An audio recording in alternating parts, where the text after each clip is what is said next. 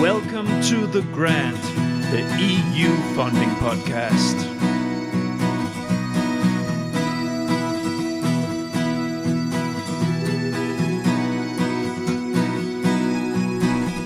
The Grant.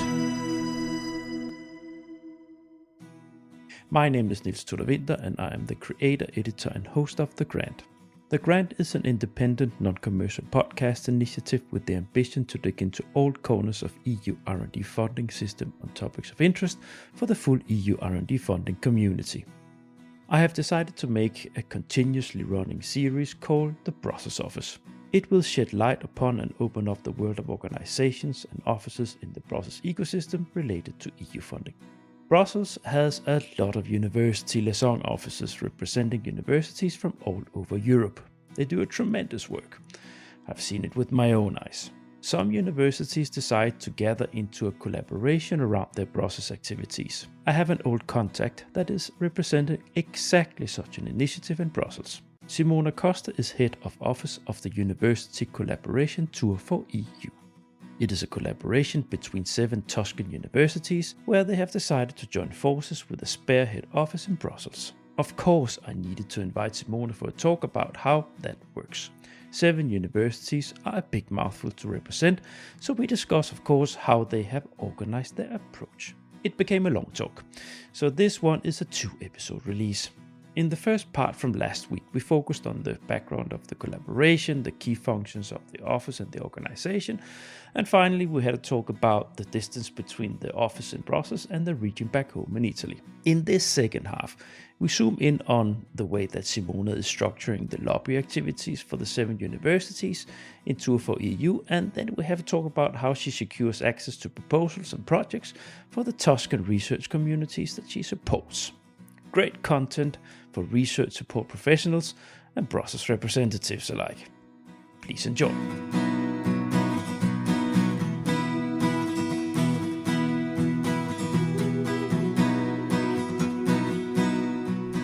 Absolutely don't know how to do, and they call you like the last chance. Yeah, let's move into that lobbying. So my first question: how do you coordinate your work on the strategic process? Do you have do you coordinate that the ones that do want to influence? How are you working with this, Simona? Yes. For this, I organize working groups. Yeah. So, for example, I have because we started our activity when this framework program was had to still to start. I was at the last part of the Horizon 2020 and the beginning of Horizon Europe, so also a lot of new changes in the new program were put in place. And so I could stimulate from the beginning our university, saying that it was very important to follow the process, the approval, the general approval of the framework program.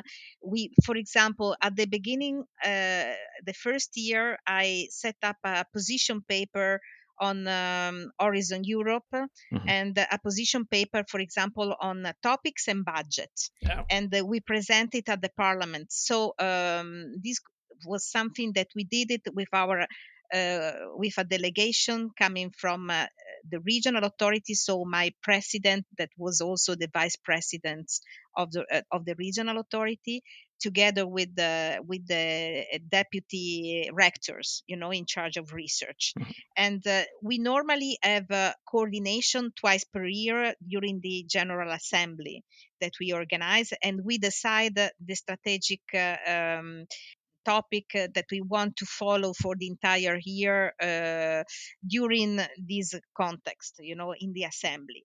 But then in the day by day. So it's a Mhm. common decision you take on priorities on behalf of the 7 universities. But we decide with the deputy rectors. Yeah. So Okay. we decided at political level, Yeah. Yeah. at regional and and the university level. But on the day by day, like for example, working on the giving input for work programs, for example, singular work programs, I organize it in working groups. So I have, for example, launched 5 working groups. These working groups are all digital online, Yeah, yeah. because of course they don't have the time to come to Brussels. No. And but and in this group I organize regular meeting with experts from the commission, or also from our Italian national contact point and delegates. Yeah. Some of our professor and expert are expert for the national delegates. So and this person, that when they have this role, then they guarantee to us to collect information from all the university. For example, in the cultural sector, the president of Tour for You is one of the experts supporting the national delegates, and she guarantee a coordination with all the university, so that all the university can contribute to the document, and then we have regular meeting with the national delegates, so that it's really an open access process.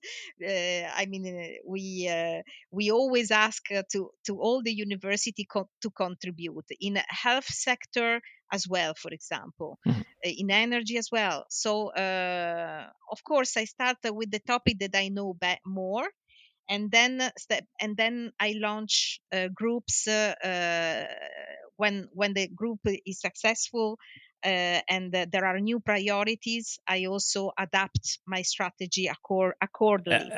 Yes. So this is the way how I try. Of course, it's a lot of work. It's a lot of work. I remember the first years. I always work a lot, more than 8 hours per day. But then is when you are successful, then you are paid. When you see that people that you can obtain, with your strategy, something, you are successful, and the people see that we are as a group successful, then it's not a waste of energy.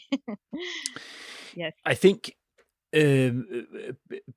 having done a similar job myself in Brussels as a representing stakeholders, the most challenging part is coordinating the input you need.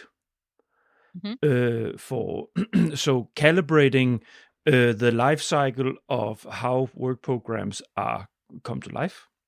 So there's a process of how input is being slowly more solid, so to say, through different working groups or platforms or whatever, how it's structured in Brussels, until it reaches the work programs. And calibrating that life cycle with the expectations and needs from people back home, and explaining and at the same time engaging them into realizing the importance of calibrating, getting calibrated to with the interest they have, and how that can be fixed. So I think what you have done here, it's a big work because it's 7 universities, but you have to organize yourself in one way or the other. So you have made working groups, which I think is a fantastic way of doing it.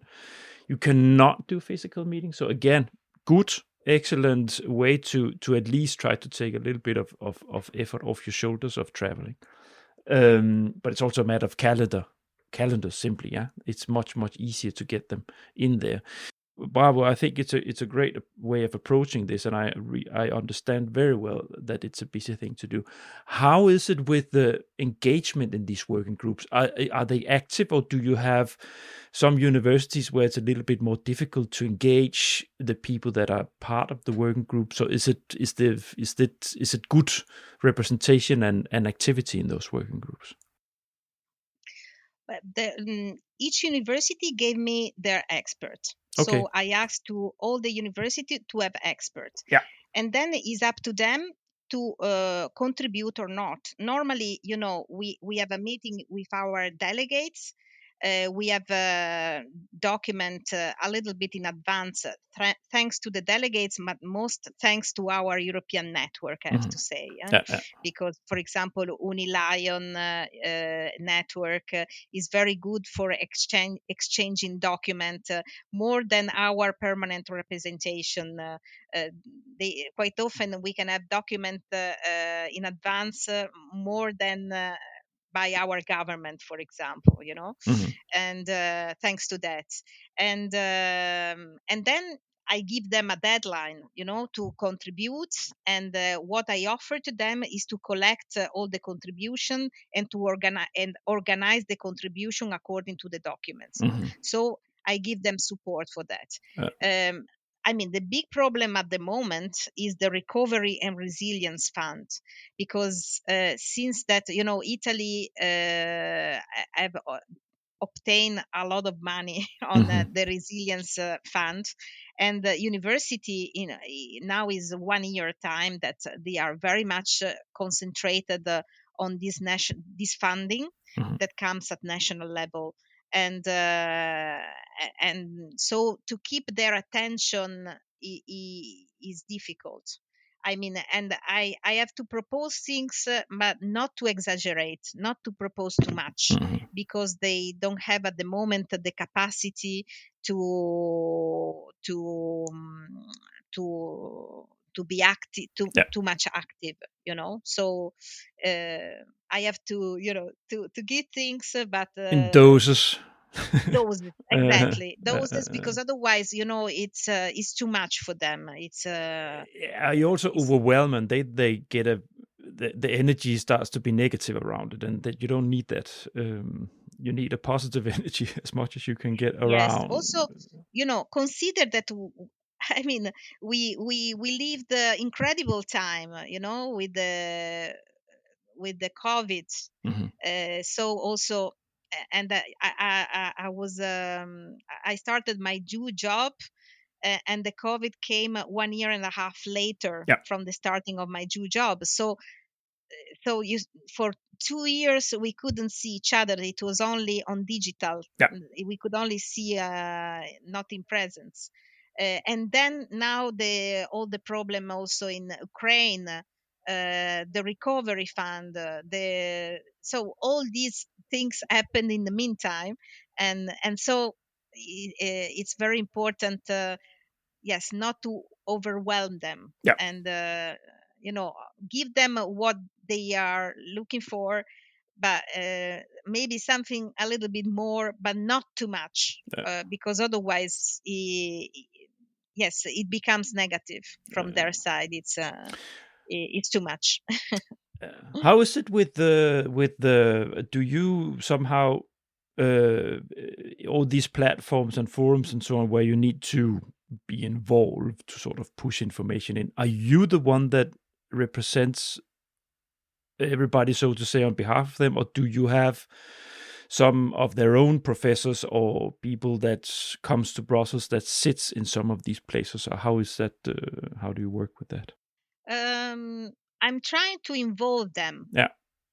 So what I recently proposed to them is to, for example, in some organization, to enter with Tour for You, because Tour for You represent all of them. Mm. But then when there are working groups, to propose to experts from university to be active in the working groups instead of me, Yeah.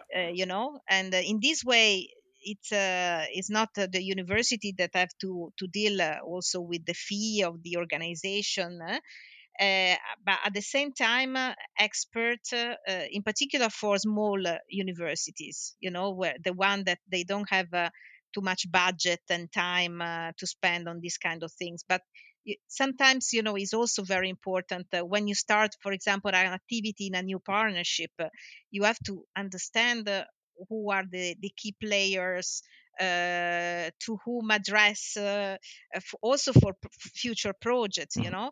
And so at the beginning, I try to do a little bit of work myself in order to understand, you know, the Yes. context. Yeah. Yeah. And then I give the floor to professors in order to, I mean, I propose to university, and they give it to me, names of person interested in be active on that.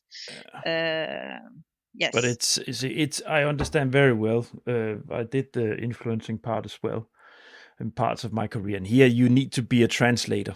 Well, actually, Mm, most of what we do as in Brussels, when you're there, you're a translator of things. But here, especially, yeah, you need to translate the system.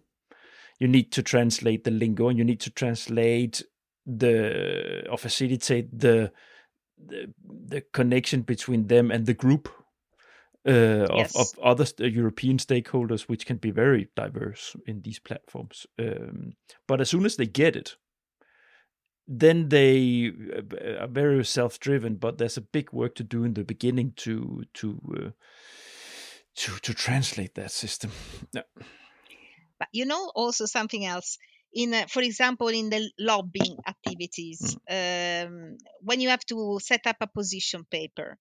A position paper is something that singular university are not able to do that by themselves, you know. Yeah. So they need somebody like our offices here in Brussels that are also able to write a Exactly. position paper Yeah. that are, you know, clear for the commission. That's the So translating part. exactly, Yeah. because, you know, we can't do it by ourselves. We need the expert at home explaining us also the problem. And then when we understand it, we have to translate it in the language of the commission, Exactly. no, in order that they understand it.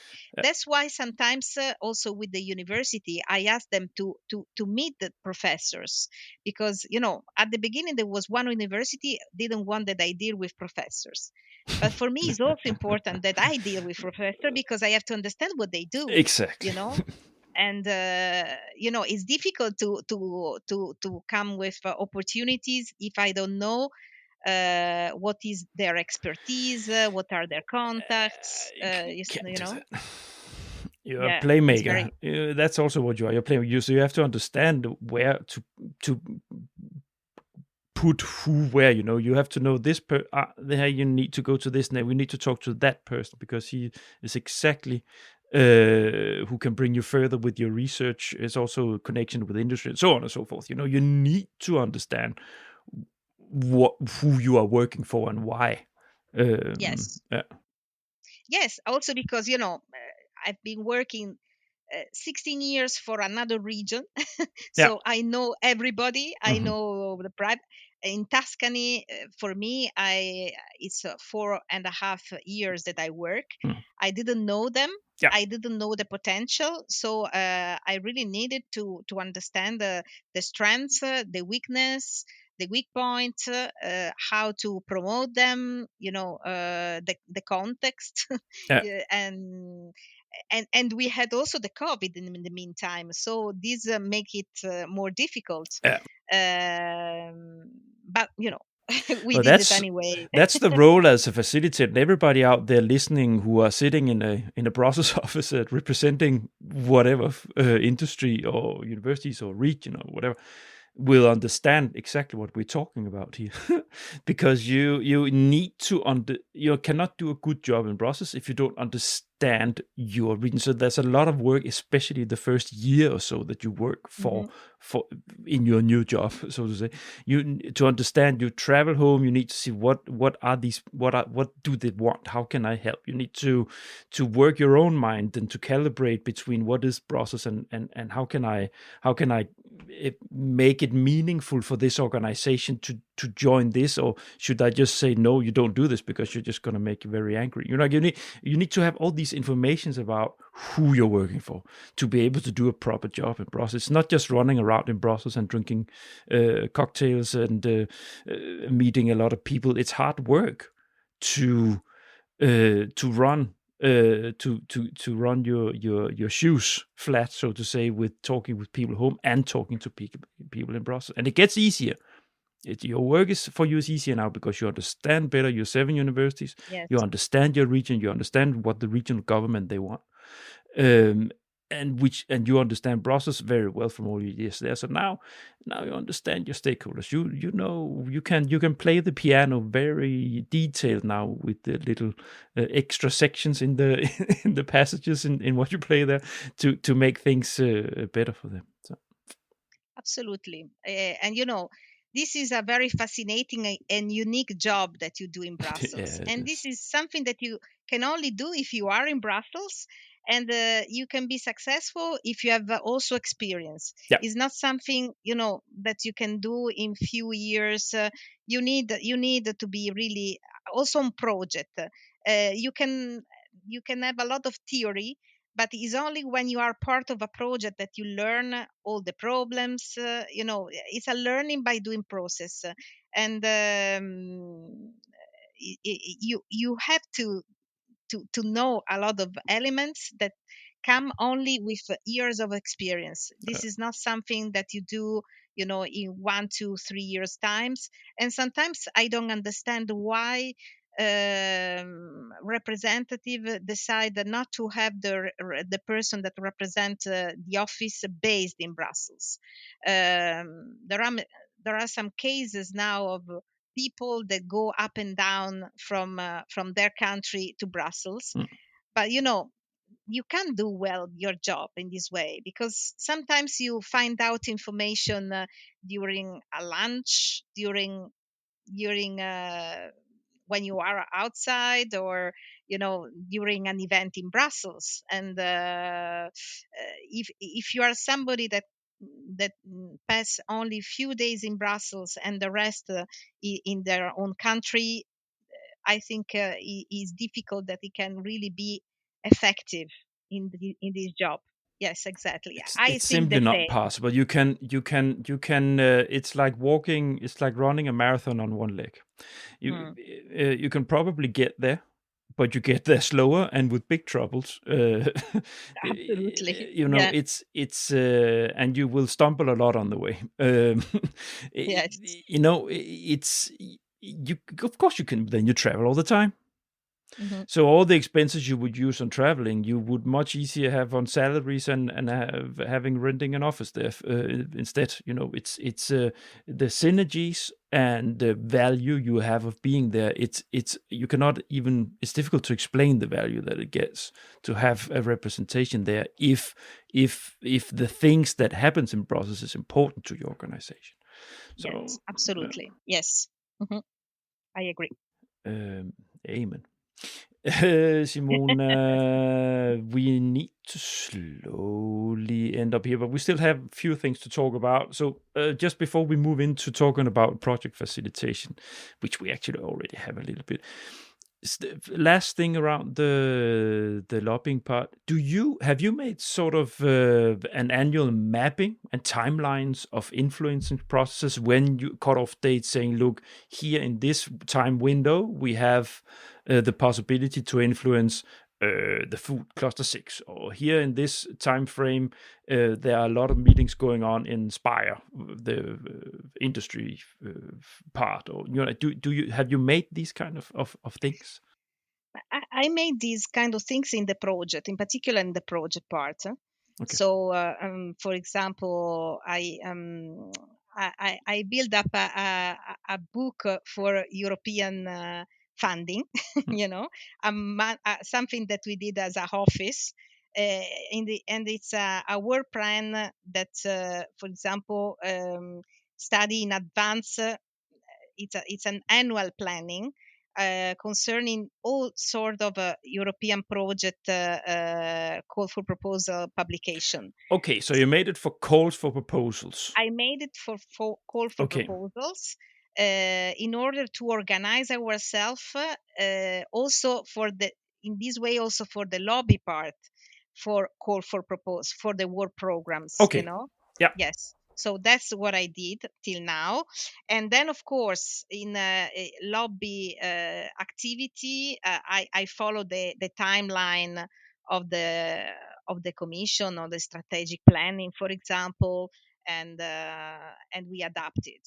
It would be better. You would be better, of course, to have this kind of organization, but we are a small office. Yeah. Yeah. It would be in my ideal would be great, but then I did it when I was, because I was working, and that's luxury. I was working for sector, yeah, the hmm offshore energy sector. So wind, offshore wind, hmm and ocean, like tidal and hmm ocean energy. That's luxury, yeah, because I could focus only on finding out when the windows were open in relation to lobby for that specific sub part of the energy work program. Yeah? But you yes. sit with everything. 7 universities, and you sit with the many areas, and it's cacophony to find out every. So I perfectly understand. But I was curious to understand how, if No, no, in fact, it's my dream to do that. yeah, But, I did it before in my previous job, when yeah, I had a working group on topics, on energy, as you said, yeah, if you only follow energy and transport, for example, you know everything about that, and yeah. you know in advance, and you know all the actors, and so also this part, it's easier. um, Now in research is 360 degrees, so Uh, it's very hard to. So I would like to do that, but I'm not sure that I I can no, make it, I perfectly understand. No, Simone, project facilitation. We talked a little bit about it, actually. So it's not going to be a long section, but when so you said that this was the most important thing for them to get Yes. into proposals and into projects. And you said you've been facilitating a lot, almost 90, and 25 successfully. This means because you have been running a lot around Brussels. Absolutely. But if we look a little bit, so that's the base, that's the first thing you would look at. But how is it? Have you are you somehow maturing have you matured the universities? Have you helped to sort of make them better in presenting themselves, or making them better in their approach? Have you sort of done anything? Do you understand what I mean? Working with individual research team or professors, have you sort of matured them so they are better themselves next time in the next proposals they are entering? Or But the one that we have been successful, that it Mhm. was a big effort, then they are in a highway in a way. Yeah. I mean, because they have the advantage to be in a successful consortium. Mhm. uh, you see it in a successful consortium, Mhm. and and finally it's easier. I mean, if they work well in the proposal, and the partner appreciate their work, then they are called also for other projects. For example, it happened to me at the beginning in a project in artificial intelligence and the health sector, Mhm. and I could put this professor in a very good consortia, and they started the project. They've been in a lot in advance. They have been successful, so selected, and then they decide later to participate to another project together. So when this the expert is working well and is Mhm. appreciated in a consortia, is just a starting point, and then they go on by themselves. But now also I did it also for others, And now sometimes I have to ask them at which point they are, because in the meantime they have been successful in 3-4 projects, for Yeah, example. yeah. And at that point they don't call me anymore. That's exactly what I mean. It's They exactly what don't I call me mean. anymore. Yeah. So I have to ask them every time to come back to me, because finally it's also thanks to me at the beginning, if they You could. also need to show your success as an office. You need to be able Exactly. to tell the universities that this is due to you. Only for this, yeah, yeah. And also I like, to see, also to have always a follow up of what I do. Yeah, and you know what? And many people listening now out there that sit in their own Brussels office, they know exactly what we're talking about here, because sometimes it's very difficult to show concrete results of what you do as such an office, because it's so flu. It's you Yes, run a lot around. There's a lot of kilometers in those legs running around and doing things. There's a lot of hours making papers, investigating desktop research and things, and so on and so forth, that you never see that on the other side. yes, So it's so important. It's so bloody important that you make a way, just like you do here. You follow them, you follow after them, say, okay, you reached this, but I need to report that, because your stakeholders that pay for the office, they need to see that yes, because of what you did, now they can do it themselves. So the added value, this is exactly that they yes. can now do it themselves, and they're doing it successfully themselves because of what you did. Exactly. And I Yeah, have examples of that. yeah. But as I said, then I really have to catch them, because Yeah, of course. then they forget. I Yeah, mean, they go on, and they not all of them remember how was the no, origin of the. yeah. But I'm a sort of stalker. Uh-huh. So I never give up, and also with the support of the regional, the grant office at university, I try to collect the follow up. Yeah, So yeah. I do like this. I hate to push on, but we need to stop the recording soon. So just so that, thanks for that. And then we already talked how you collaborate concretely with the different levels through your through the grand office context there. How about the networking? So in Hmm. Brussels and brokerage events and so on and so forth, because that was a key part of the work I did when I was sitting in a similar position, right? I was representing the sector or my organization stakeholders in brokerage events, in conferences and so on, where I would seek new contacts. How do you do that? It's the same. Do you run around for brokerage events? But it's particularly now after COVID, the It's COVID. online. I think it's very important again to see to see each other in person. Yeah, And do it again. Do it again, this part, yeah, because as you remember, the corridor, the coffee break are very important to deal with person, thanks to brokerage event, not on content, because at the end the commission say always, the things that are written in the proposals. exactly, So exactly. you don't have any additional information. Only when you can talk bilaterally with the Yeah, person in yeah, charge of the commission, exactly. you can have it. Or is more the coffee break, the lunchtime, when you meet people, when you meet new contacts, or the part when there are the pitch for a specific topic, Yeah, where you can see, for example, the 4 or 5 ideas that are presented, and so people that are interested in a specific topic, and probably they will set up a consortium.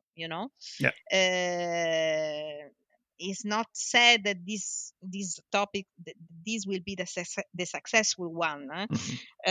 because there are, the competition now in Horizon is very high, and for each topic you have always a lot of actors that work together since years, and Yeah, you know exactly. and if you don't find out who are the good one, then you risk to lose a lot of time as well. Are you doing that investigation? Do you do Yes, that research, and who have been working on, or who has been working on yes, topics of similar or continuated calls? You have these calls where there's a natural continuation from the commission side on yes, sort of yes, I time do it. in innovation timeline, so to say. Then we move this from this to, and so yeah, you do that.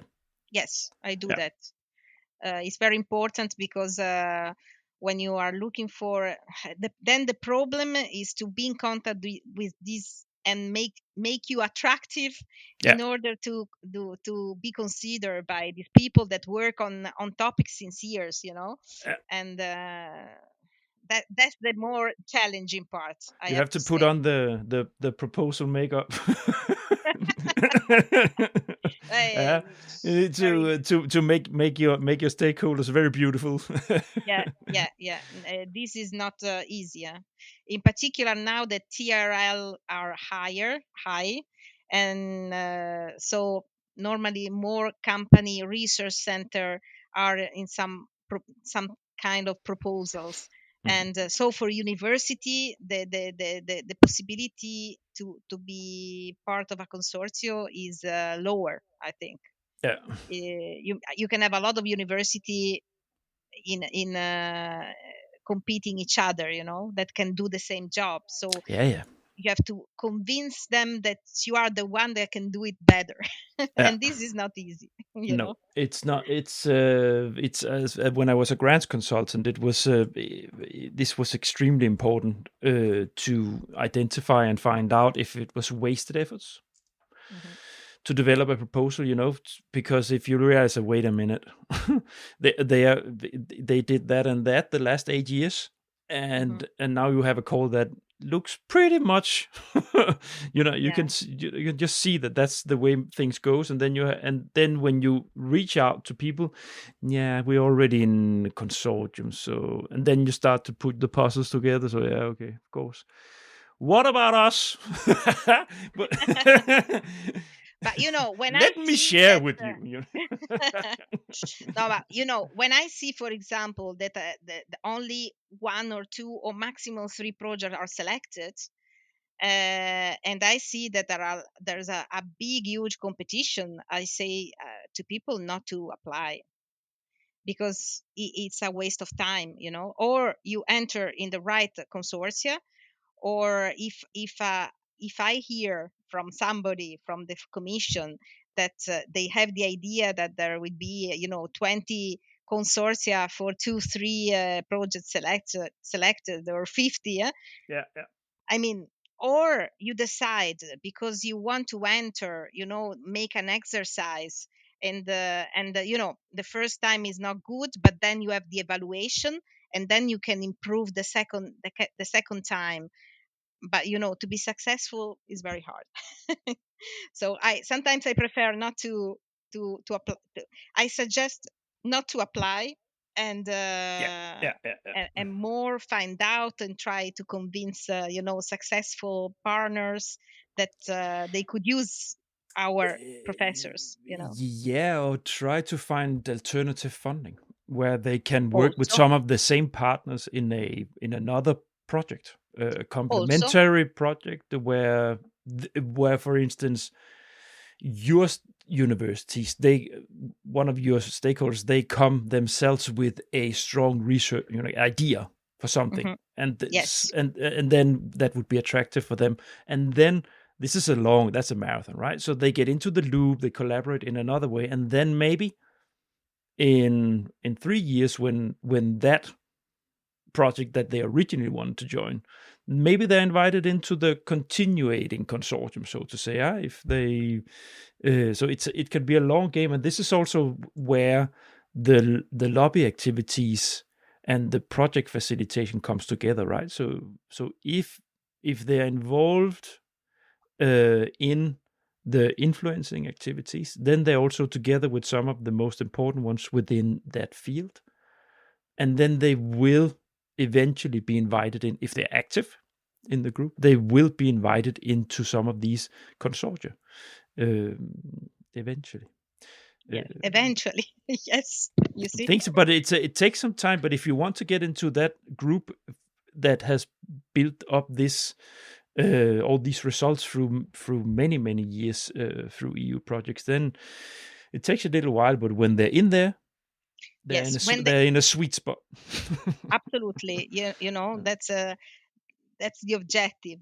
But sometimes it's possible, sometimes it's not. So Exactly. so Yeah. it's we try to do our best, and then yeah, and then it's true, sometimes I suggest more to work on interreg, or to a new program, Horizon Europe, sorry, Digital Europe, a new program Yeah. where Yeah. there's less competition, Yeah. Yeah. and because at the end, also what is important is to be successful. To Yeah. Yeah. succeed in a project. And when you arrive, when you are the second one and the only one is selected, even if you are the second one, at the end you are more Yeah, that's the frustrated worst. You're than be first the last loser. one. Yeah. No, but the researchers, they don't care where they get their funding from. They just want to do their research. Yes. So if it does, you sometimes get people who are love to be in Horizon projects, but I would say the general sentiment here is that they don't really care where the money comes from. As long as they can do the research they want to do. Yes, no, it's true, absolutely, yeah. No, on that note, this is a very nice conversation. We could talk for a long time. But we have to end this conversation. Probably Yes. I will make a 2 episode out of this because it might be a little long for one person. No.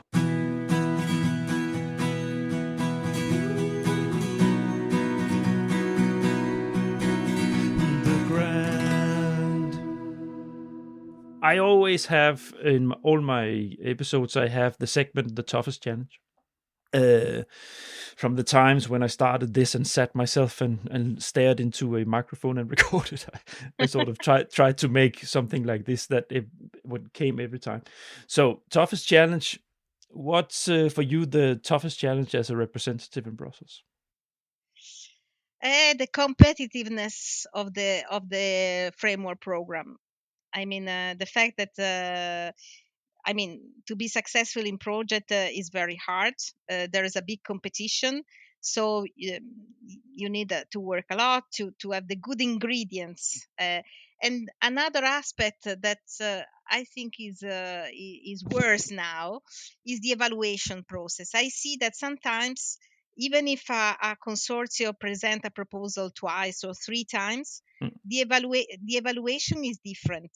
So I see that sometimes experts are not so senior. Experts selected are not so senior, and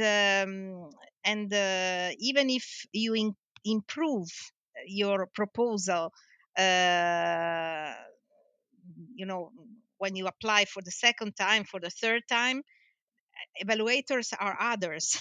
So Yeah, yeah, sometimes you see an evaluation is completely different from the previous one, yeah. and I don't understand this, how it can be done It's like that. because it's different people. Yes, It's it's different. different people. It's different people with different knowledge, with different approach, and so on. So actually, there's a lot of effort put into by consultants, private consultants, to how do you read the evaluation summary report? How do you adjust according to what they say and so on? But of course, if there are some factual thing, if there's some actual thing you can take from there, is okay, here we can approve, but you should not, in my opinion, put too much weight on what the evaluation summary report says. You should more focus on what is the project idea. Have we explained it well enough? Is it strong enough what we want to do? Because if it is that, it will get funded eventually, and because it's not going to be the same person that evaluated anyway. So, yeah. But this is something that worry me more. Mm. For the rest, we try to be honest, to do our best, Yeah, yeah, but this is the only part that you can't control, yeah. It's and flu. so it's very flu. Yeah, And the fact that now the evaluation most of the evaluation is on remote, and there's no a consensus meeting, uh, not in all proposals, but some of them there's no consensus meeting. In my opinion, this part as the quality then of the proposal or the evaluation is getting worse for that. Yeah. But it's the only thing. It's something that we can't. Yes, you said it's flu. We can't control. We only can try to do our best, Yeah. and Focus that's all. again, focus on the idea. Don't focus on what other people's opinion, focus on what you can do as a consortium, how you can Yes, describe things and make a nice proposal, because then it will be funded eventually. yes, absolutely. So this is, I think, the challenge that I would say. For the rest, it depends on the situation. We yes, we try to do our best according to the situation. Yeah. It's not the last time we've been talking. You will be invited in here again because there are lots to talk about. So I will continue my work with focusing on the process environment, and there's always angles and things that we can dig into. And this has been a general episode about. It's Mhm. also why it gets Yeah. a little long, because to cover everything in short, so to say. But I will get back to you on specific issues. With pleasure, because it's a lot of fun. It is indeed, and all my guests think so. Many are nervous, but as soon as we start talking, people forget that they are on that they are recorded, and then it's like this. Mm. I have thought about a new segment in the end, asking all my guests if there is a specific person that you would like to hear on the podcast. Do you have someone or an organization or a person that you would like to hear yourself on the podcast? Mm. But in the podcast, do Do you want you? an evaluator, or do you want someone from the commission, or do you Yes. want someone from your network that you Okay. No, know? in fact, I was wondering if you make interview only to university, or if It's you no, everything. is everything.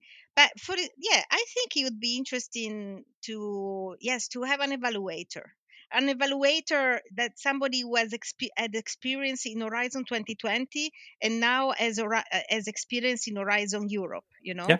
To see the differences, the gap, the evolution in positive and negative things.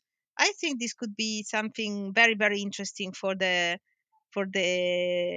people working in Brussels. This is Then always very interesting point of view.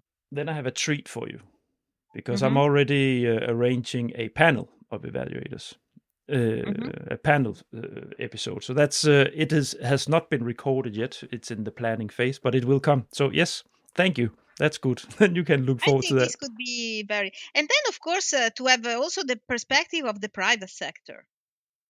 Yeah, that's For also example, of a company, I don't know, a company small and medium, or not necessarily a big company, or even you can have also different sort of companies. That's also on the uh, blog, SME. I have a lead, and also I already have recorded with a large company, but there will come more from the what industry. is interesting, for example, um, there's a a manager in European Innovation Council, an Italian one, that used to deal to manage small and medium enterprises, Mhm. and now is the manager of the deep tech in hydrogen No, in the small and medium. So he has both the perspective. He has the been an entrepreneur. commission is notoriously impossible to get on this podcast. I have reached Yeah, I out to know. many. They don't want for some reason, but I still try. So I put Yeah, but if you share his name, if you can no, because facilitate me. when I did this event on hydrogen, I invited this person that I know, and it was very interesting because when he talk not only as a commission, but also with his experience as a spin-off and small and medium enterprises. Yeah, And so very practical, very concrete. But of course, it's true that probably they don't want to.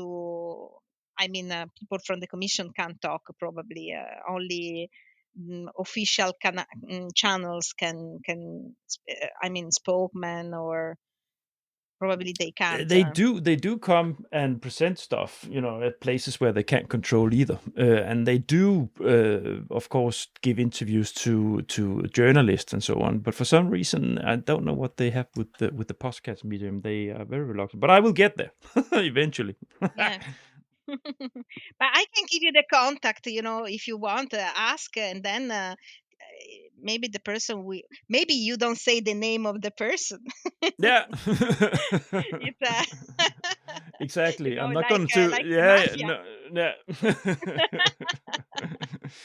No, So that's Simona, we have okay. to end up the recording. Thank you so much for coming by. Thank you. I'm just going to land this plane for the listeners before we say goodbye to Yeah. everybody. So, dear listeners, thank you so much for listening to the end. I hope you enjoyed this very, very nice window into being a university representative in Brussels, and especially this umbrella organization angle that is curious to hear how they work with that in Tour for You. As always, check my website. I have many episodes now, lots of content, more than 60 episodes on proposal writing, project implementation, different funding schemes, Erasmus, on a lot of Horizon Europe Pillar 2. Check it out if you're a new listener. Lots of things in there to dig into. It's on thegrant.eu. It's also where you do, if you have sympathy with what I do, you should subscribe to my email list. It's the way that you grow as a podcast. So if you want to support me and what I do, please, by all means, do that. If you want to follow me in the flow of your SoMe day-to-day workings, it's LinkedIn, of course, where I operate. So connect with me. That's where the action is. Niels Tudor Winter.